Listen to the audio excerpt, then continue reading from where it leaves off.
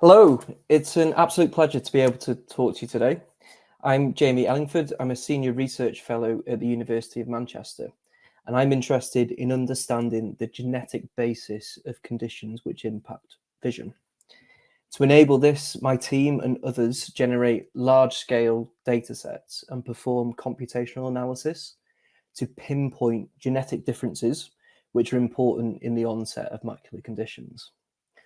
The Macular Society have provided funding for the project that I'm going to talk about today over the past 3 years, and we're absolutely indebted to all of you who have helped to enable this.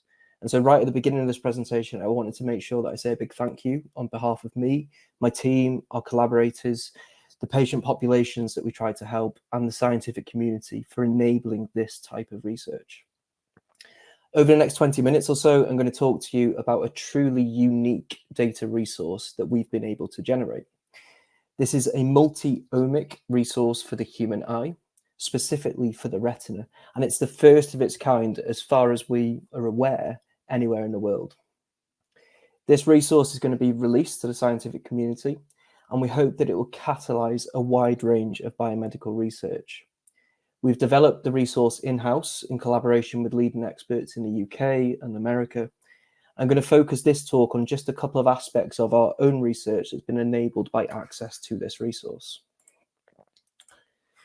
Specifically, I wanted to give you a brief overview of why genomics is important and how genomics is currently applied in healthcare here in the UK, particularly for individuals with genetic eye conditions, including macular disorders. I'll then give you some more specific details about the unique resource that has been enabled by this research project and give some details about the new scientific and biological understanding that's been catalyzed by our computational analysis of this data.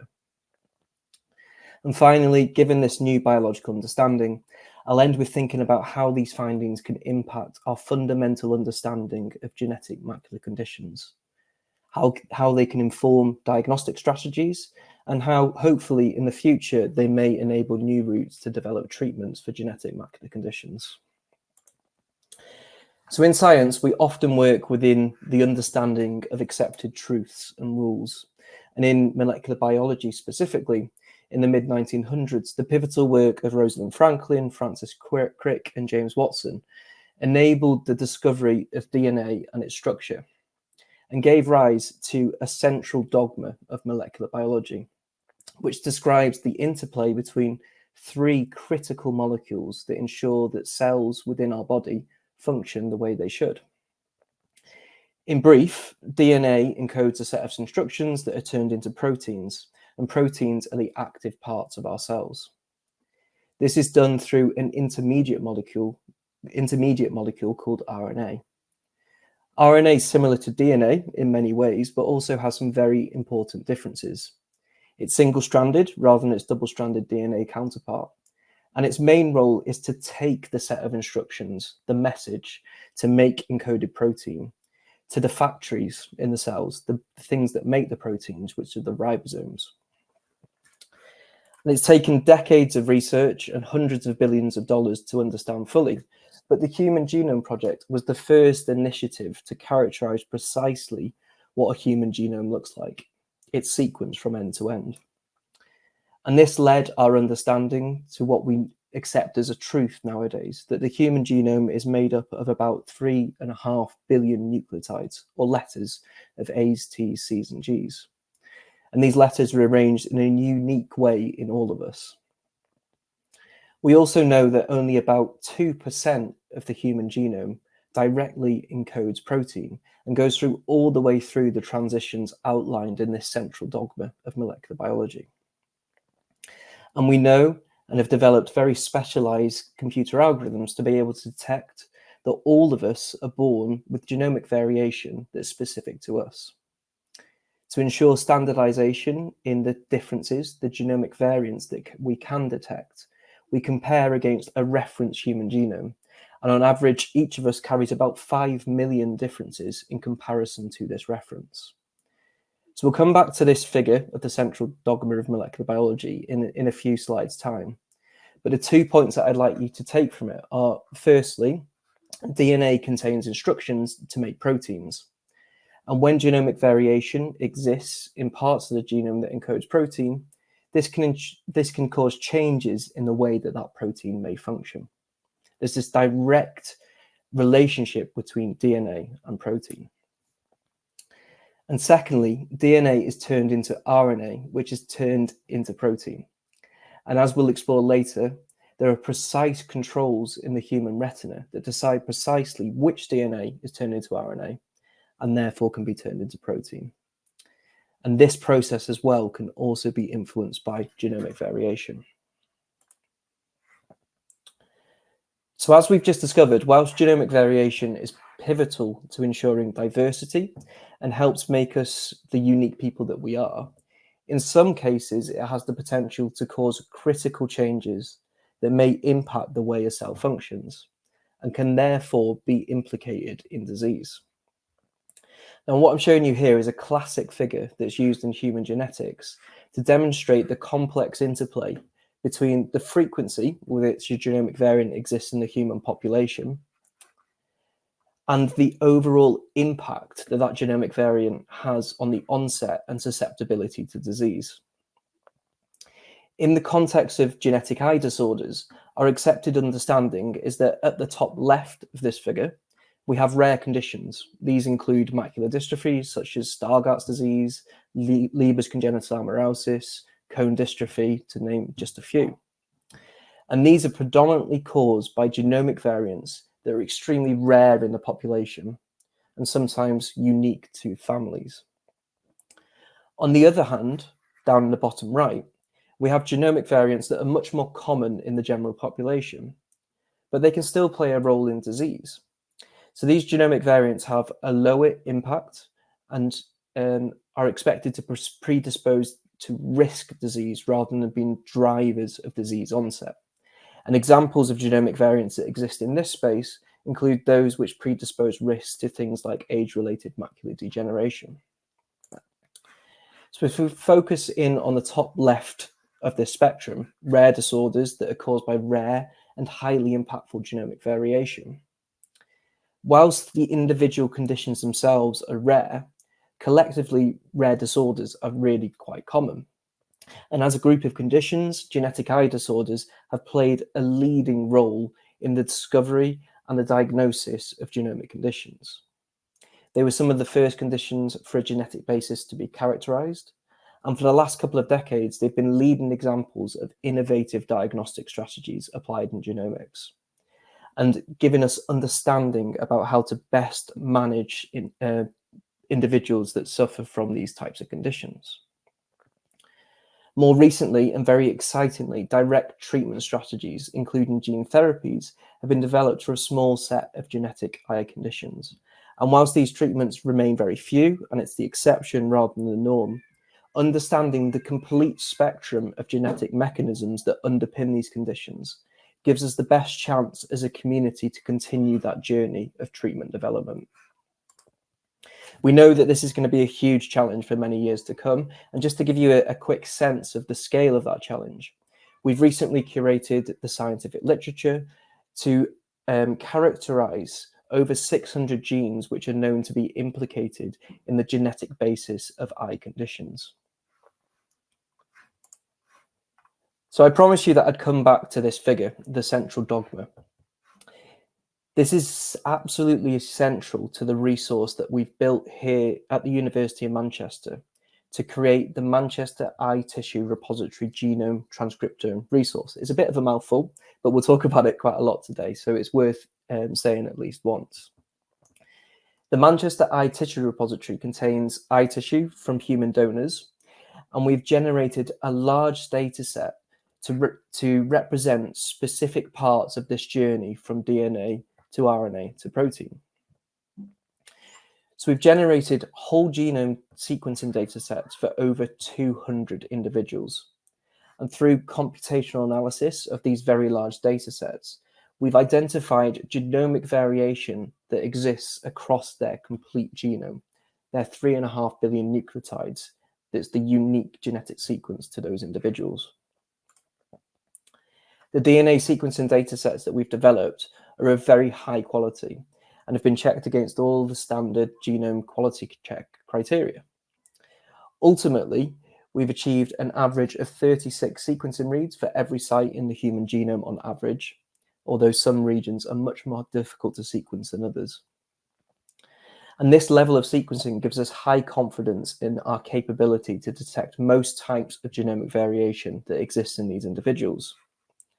For those that are familiar with these methods, we've performed alignment and variant detection with the Dragon suite of software. We've detected variants across the spectrum of known human variation, including single nucleotide variants, small insertions and deletions, and larger structural variation. And on average, we've identified 4.9 million variants per individual within the cohort.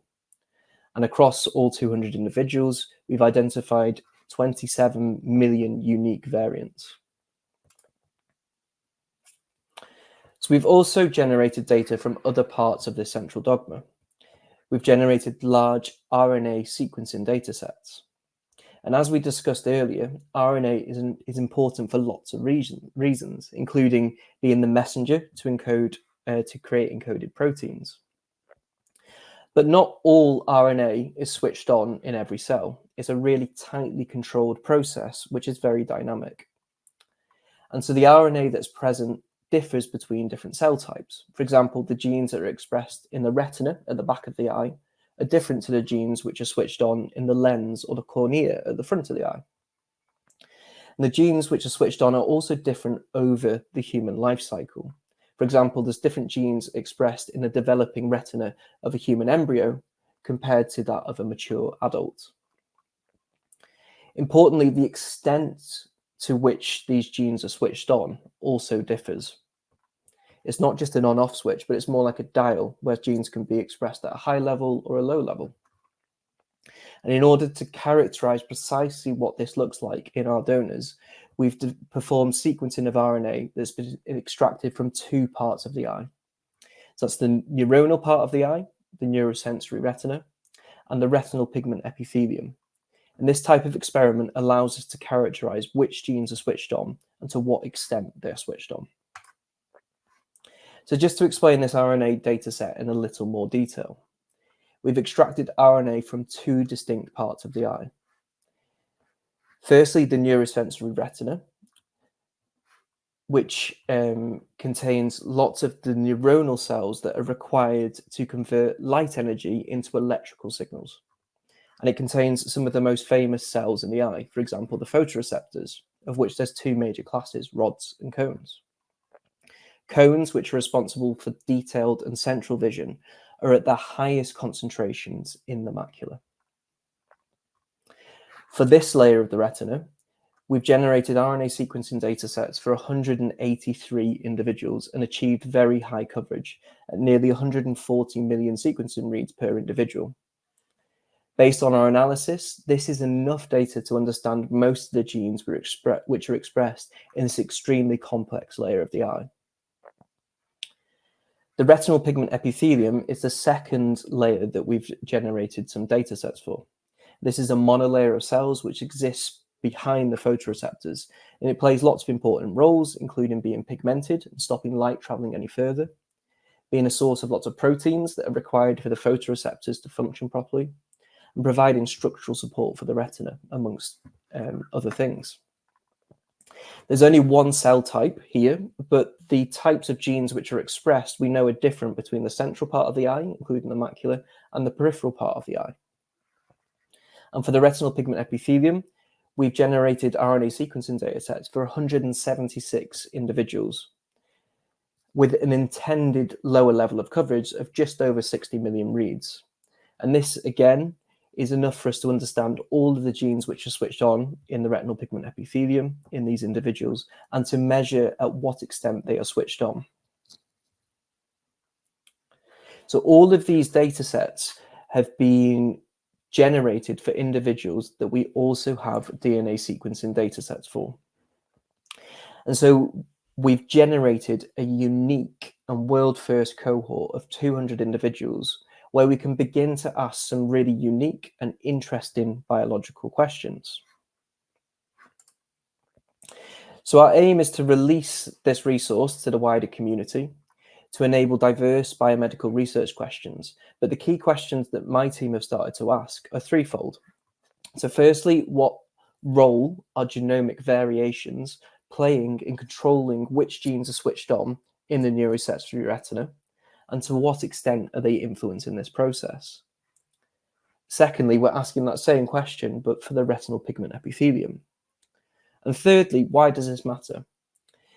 Particularly for individuals with genomic macular disorders, how does this understanding help with the diagnosis and management of conditions? So to answer this question about genetic drivers of gene expression, genomic variants which are influencing the way genes are expressed in these tissues, I need to quickly explain another concept, which is largely statistical, but please bear with me. So here on this figure, I'm demonstrating two possible scenarios.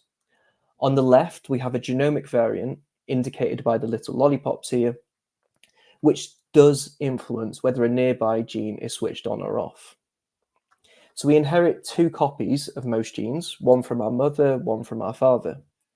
And so genomic variation can exist in three possible ways. It's not present at all, it's not on either copy. It's present on one copy, which we term heterozygous, or it's present on both copies, which we term homozygous. And we call this a variant genotype, and we express it traditionally in a codified form, where 00 means the genomic variant isn't present on either copy of the gene. 01 means that it's present on one copy of the gene, but not the other. And 11 means that it's present on both copies of the gene.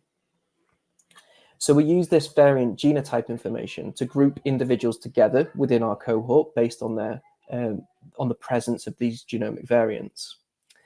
And then having grouped these individuals into the three discrete groups, we look at the profiles of nearby genes in our RNA datasets to understand whether the gene is switched on, to what extent, and whether that differs between the different groups of individuals.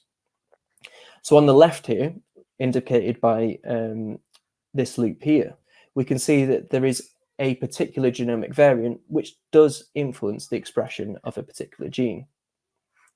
Each of the points on this graph represents an individual in our data set, and we can see that the gene is more switched on, expressed, in individuals that have this 00 genotype. They don't have the genomic variant present on either copy of those genes.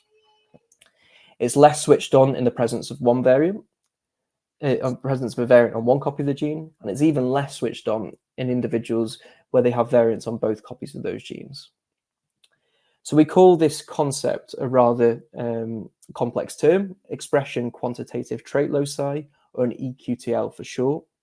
I'm going to talk about EQTLs quite a fair amount over the next few slides, and just understanding this concept is useful. And so to show you the other side of this, of course, in most cases, we see that genomic variants aren't associated with changes in expression. And in this part of the diagram, I'm showing you precisely that scenario, where across the three different variant groups, we see absolutely no difference in the way that that particular gene is expressed. So we performed this analysis across our cohort of 200 individuals to identify statistically significant EQ2Ls, genetic variants that clearly influence the extent to which a nearby gene is switched on. We do this for all genes that are expressed, and we do this for all genes that are within a 1 million nucleotide window of the genomic variant. So this is the fact that they kind of live on the same street as the variant in genomic space. And we only perform this for variants where we have statistical power to do so. And so the variant needs to be at a certain frequency within our own internal cohorts. And we use a threshold here of 2.5%. So just to refresh, an EQTL is composed of two parts, a specific genomic variant and a gene whose expression it influences. And to summarize at a really high level, doing this across our cohort that we've developed for 200 individuals has identified some really interesting things.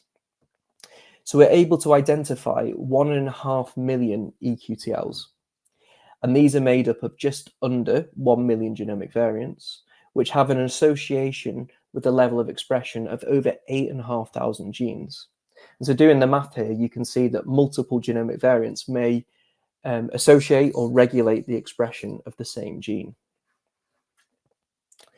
We compared these statistically significant signals to other similar data sets that exist for human tissues, cells, and organs.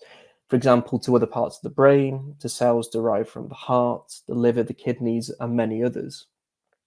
And when we compare against over 100 different cell types, we see that a quarter, 25% of the signals from the retina are unique to this tissue. So I want to re-emphasize that, as these findings really have enabled us to understand more about how gene expression is controlled in the retina. A quarter and nearly 300,000 of the statistically significant associations that we've identified in this study are only present in the retina, and their discovery could only have been enabled by the development of this unique resource from the Macular Society. Most of these unique associations are present in the neurosensory retina, but many are also shared between the neurosensory retina and the retinal pigment epithelium.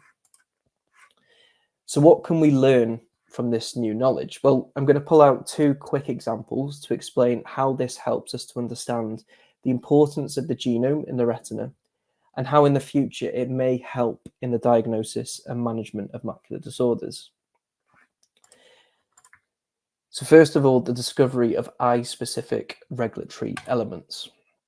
And to go back to this diagram of the central dogma once more, we know that DNA must be turned into RNA to make protein. And to add another layer to that, we know that there are important regions of the genome that help control this process for each gene. I'm not going to explain all of this cartoon diagram of a gene and its regulatory regions, but I want to draw your attention to two specific parts. So first of all, each gene has a promoter region indicated here by this blue box. This is almost like a starting line in a race. It's where all the cellular machinery that's required to switch on a gene assembles just upstream of the gene, and then when it's given the signal to start that process, it does so. It starts converting DNA into RNA. And secondly, each gene has enhancers indicated here with orange boxes. And enhancers play an essential role in assembling that machinery at the promoter site, and also in giving that ultimate signal to start the process of converting DNA to RNA. Enhancers can be nearby, we call that proximal, or they can be far away, we call that distal, to the start sites of genes. The diagram on the right here looks at the relative enrichment of the EQTLs, the genomic variants that are associated with up or down expression of a gene, and whether they lie within these key regulatory elements. And so what we see is that there is overall a high enrichment of variants which control expression in the retina within promoter regions. And also we see a relatively high enrichment within proximal enhancers that are nearby to the gene start sites. So this all makes sense. It's not groundbreaking, but it really gives us a sense that the data that we are able to generate from this study is in line with all of our kind of current expectations. But the really groundbreaking question that we can start to ask here is how specific are these regulatory sites to the retina? And this is quite a complex diagram to digest, but again, just to pull out some key points on this. We assess whether the variants which we indicate is significantly regulating genes in the retina are unique to regulatory sites which themselves are also unique to the retina, or whether they're also shared by lots of other tissues indicated here. Overall, we do see an increase in the EQTLs in regulatory sites which are unique to the retina, and again, that makes a lot of sense. But importantly, the majority of the variants that we identify from this study don't overlap with any known regulatory sites, whether that be in the retina or other cells and tissues in the human body. And this gives us a chance to gain some understanding into novel mechanisms, novel enhancers, and is a really exciting area that we'll continue to explore over the next few years. So we haven't quite answered that question yet, but there's a huge amount of data to delve into here to give us fundamental understanding as to how the retina works. So secondly, we can start to understand whether these types of genomic variants that we've identified from this study influence genes which are known as a cause of macular disease in a similar way to those which we know don't cause disease. And as I showed you right at the beginning, we know of over 600 different genes which have been implicated in genetic eye conditions. And again, just to give you kind of one key message from this, when we start to look at key properties that are associated with these variants, and we segregate that analysis based on whether a gene has been implicated in disease or not, we see that there's really key differences in variants which regulate known disease genes versus those that regulate non-disease genes. For example, we see a lower impact, so variants which are associated with up or down regulation of a gene. If it's known to cause disease, that effect tends to be smaller than if the gene hasn't been associated with disease previously. And also we see that there are differences in the overall population frequency of the variants which regulate disease genes versus non-disease genes. Again, this is a really exciting area for us to explore further, and has really been catalyzed by generating this large resource. So we hope that this research using this data will enable new understanding over the next few years to understand how combinations of variants. So I showed you this spectrum of genomic variants and their relative effect sizes right at the beginning of the presentation. And we traditionally think of these areas, the top left and the bottom right, as separate disciplines, individuals who study rare disease and individuals who study more common diseases. But what we hope that this resource will catalyze is the bridging of those resources by developing an understanding of how genomic variation across the complete spectrum of a human genome influences the way that diseases present and their severity. So again, really exciting area to explore over the next few years, and we hope that that can be done by my team, by our collaborators, but also by the wider biomedical scientific community. So in conclusion, I hope that I've convinced you that we've gained significant insight into how genomic variation influences gene expression in the retina. And this knowledge has only been enabled by creation of this really powerful paired genome and transcriptome resource. I hope I've also given some excitement about how the future research from my team, from collaborators, from groups across the world may be able to take the findings from this research to identify how combinations of genomic variants are important in the clinical management of macular disorders. And finally, just to thank my team, as well as many collaborators that have been involved in this project for their time, for their expertise. And lastly, a second thanks to you, to the Macular Society, to all the individuals who support it, to enable this type of research, which I hope will lead to many interesting breakthroughs in the future. So thank you once again for your time, and very happy to answer any questions.